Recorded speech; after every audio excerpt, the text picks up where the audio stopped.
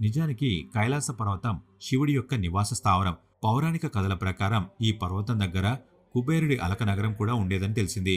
1093 సంవత్సరంలో మిలారెప్ప ఈ పర్వతం ఎక్కాలని నిర్ణయించుకున్నాడు.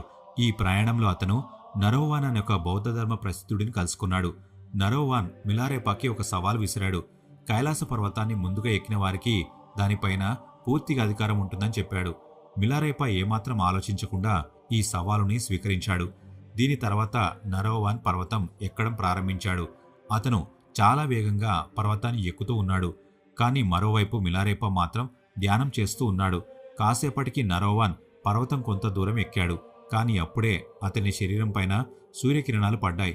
వాటి తీవ్రత ఎంత ఎక్కువగా ఉంది అంటే నరోవాన్ కాసేపు కూడా అక్కడ ఉండలేకపోయాడు. ఈ సమయంలోనే మిలారెప్ప కైలాస పర్వతాన్ని ఎక్కడం ప్రారంభించాడు.